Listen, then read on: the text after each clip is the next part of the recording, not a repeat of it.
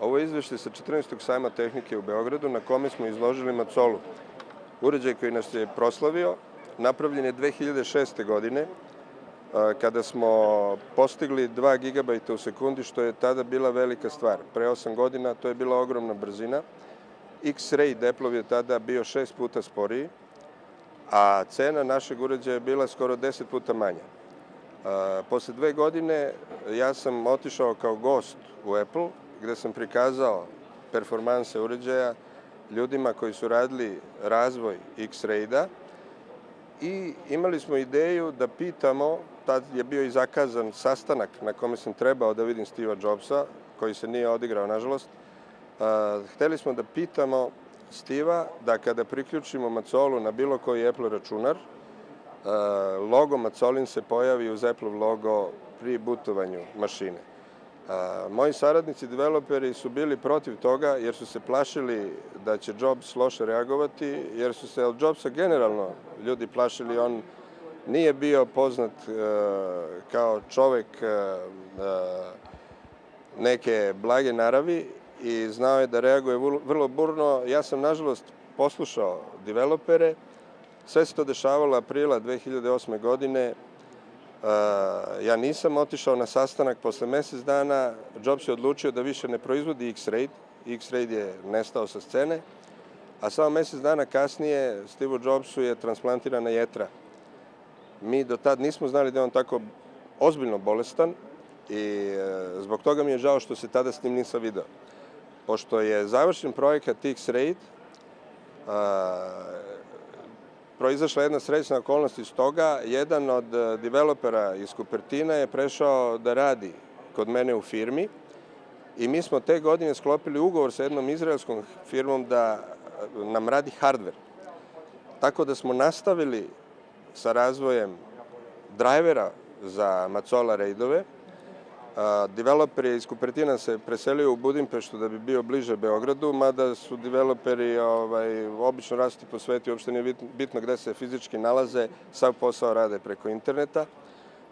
Ove godine smo doneli Macolu koja je usavršena, skoro dvostruko brža verzija. Ona sada može da razvija brzinu od 4 gigabajta u sekundi i trenutno nismo kao 2006. jedni od retkih koji su imali te velike brzine. Sa pojavom SSD diskova veliki broj firmi je napravio sisteme koji su jako brzi, ali smo i dalje vrlo konkurentni što se tiče cene i praktično smo jedinstveni što se tiče načina rada samoga RAID-a.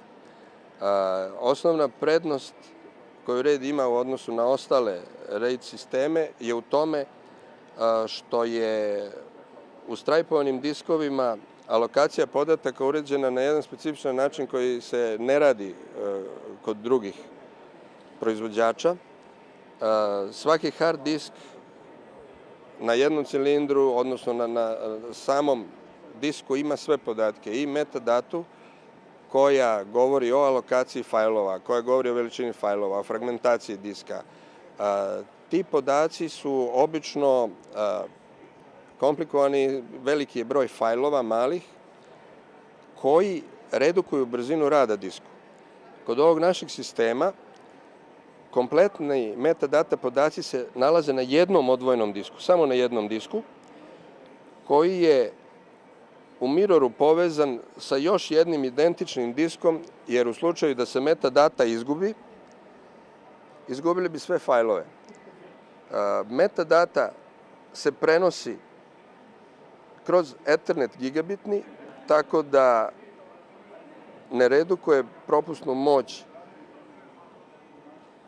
optike, praktično kojom je ostatak diskova povezan. Ceo sistem je kontrolisan sa 2 Mac Pro mašine ovde u našem ovom slučaju, koje su metadata kontroleri.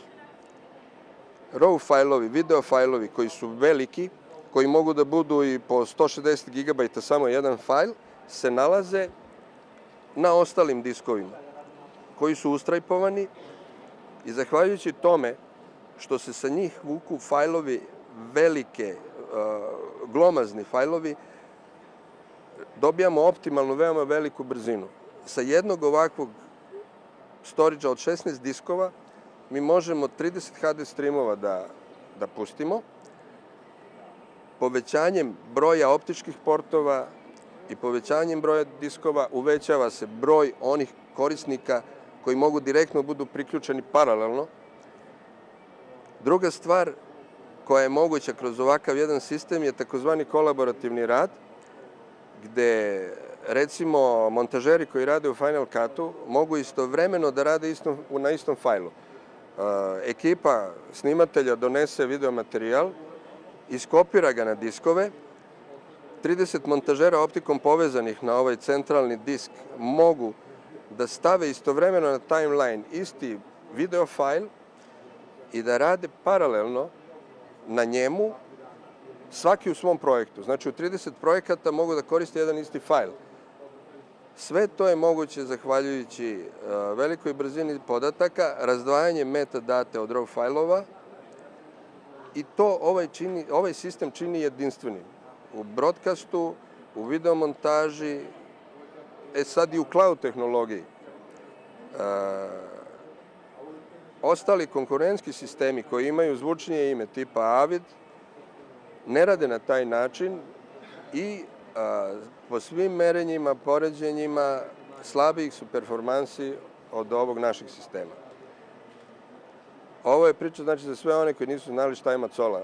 Macola je, mi smo preuzeli ime Macola i dali ga i firmi koja je napravila uređaja. Firma je osnovana 2001. Zove se U-Epicentar. Malo ko je čuo za U-Epicentar, ali za Macolu su svi čuli. Hvala vam, pozdravljam vas.